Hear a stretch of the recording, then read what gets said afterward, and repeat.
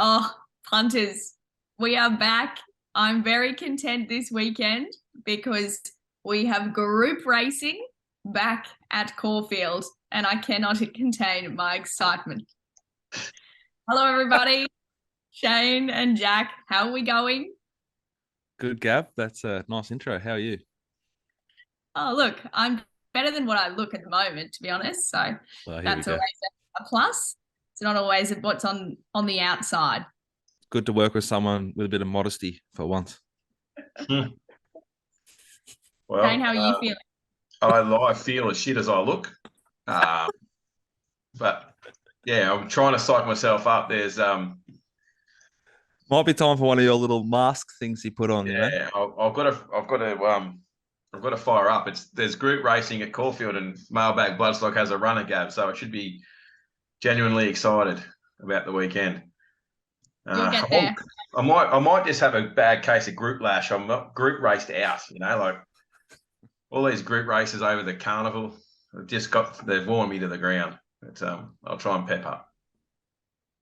Yeah, well, I've got one way to pep you up, and that's with the Group 3 Eclipse Stakes. And having a look at the market there, we've got Grand Slam coming in as the favourite. Ciurleo Miss backing up after last week.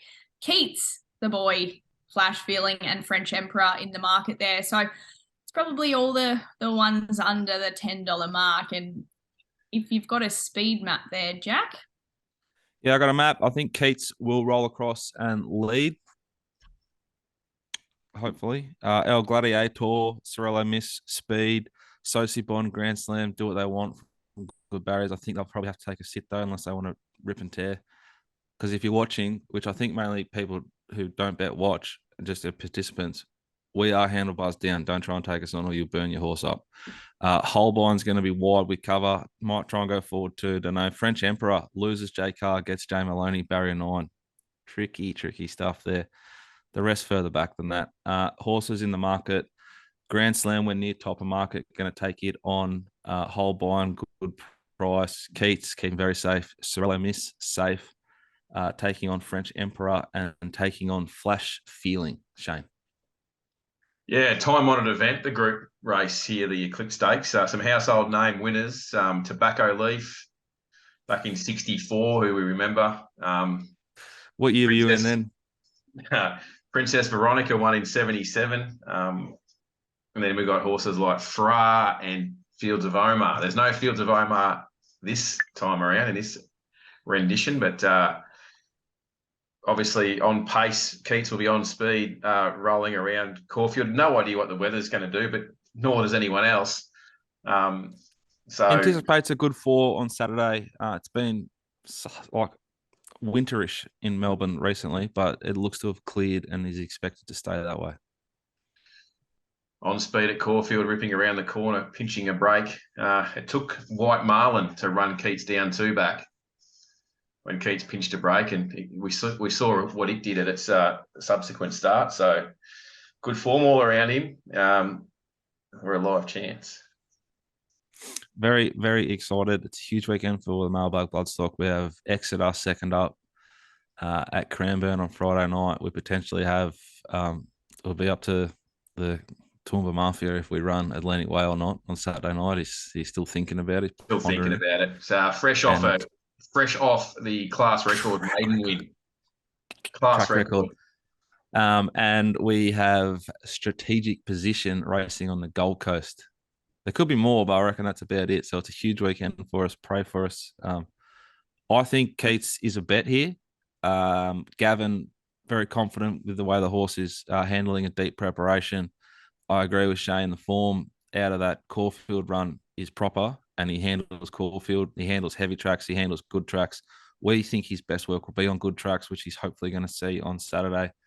I think Grand Slam's a good horse, but it's not a great horse. You know what I mean? I think it needs a lot to go its own way. It's not going to get that here. I think Ciurleo Miss on the quick back up will either be very, very hard to beat or stop because they went so quick last week at Ballarat. It scares me, but at the same time, the setup, it could go either way.